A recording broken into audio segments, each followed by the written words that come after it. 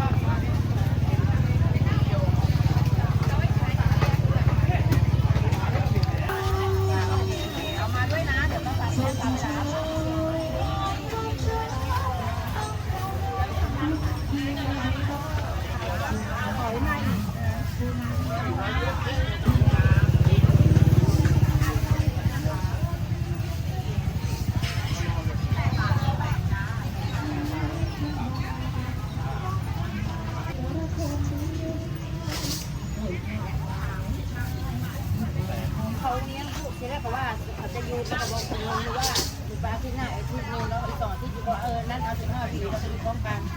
เพราะว่าเราจะมาแก้กับเพื่อน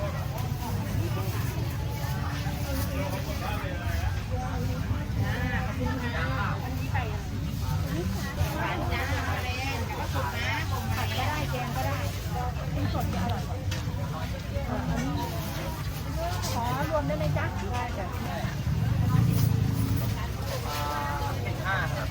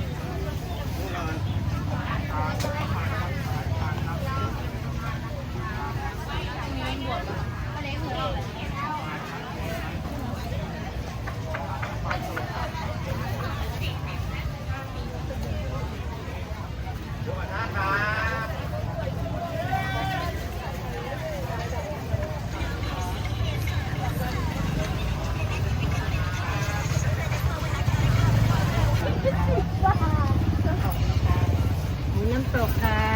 น้ำตกกับน้ำตกค่ะ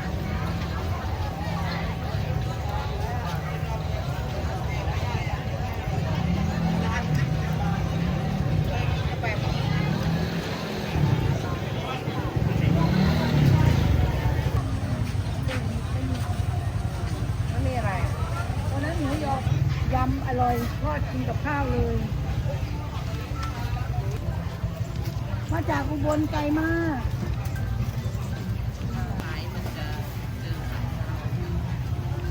ข้าวไก่ทะเลจีไหมครับข้าวหมูทะเลจีครับ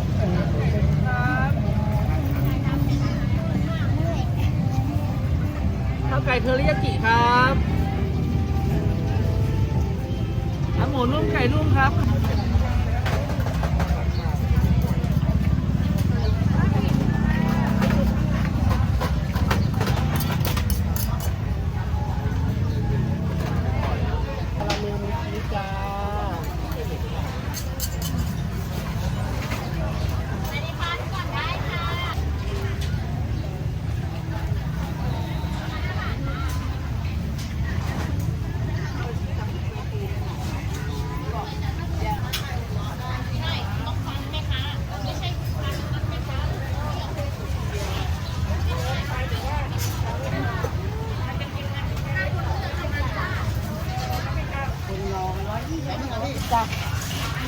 ให้อยากมากๆก็ไปประมาณ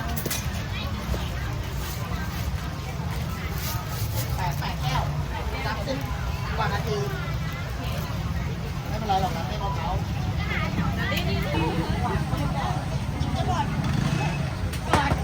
วันนั้นมาขายด้วยมาขายเลยเขาลด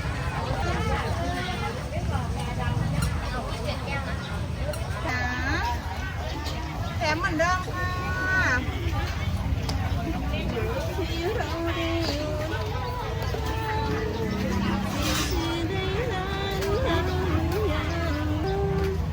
อยู่ในใจเพื่อไปถึงวันละจาง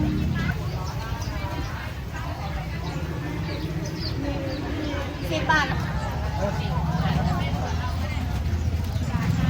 เอาอะไรเนี่ย 2 กล่องนะพี่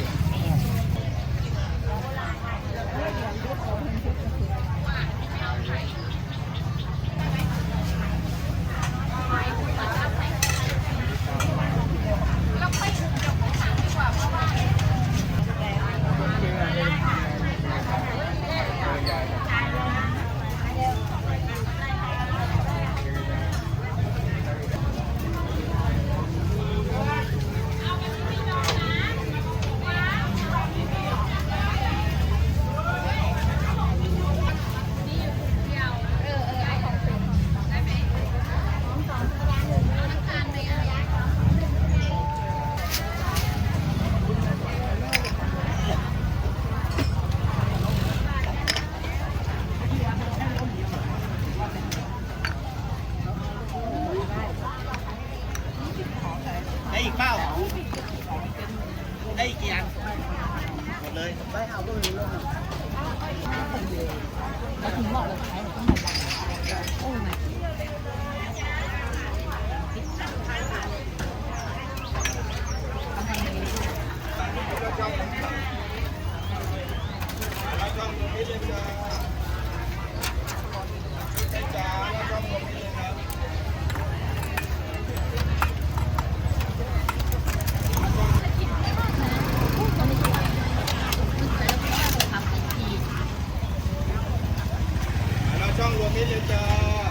น้องค่ะยายเมียรับเลยไหมคะข้าวเหนียวค่ะ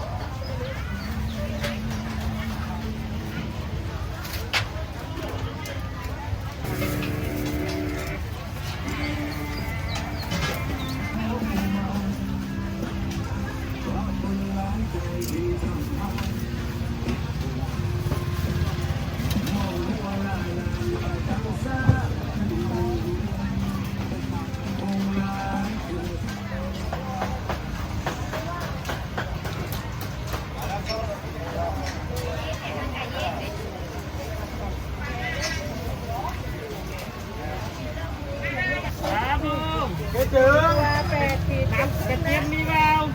268ตัวนึงแค่คุยก็ได้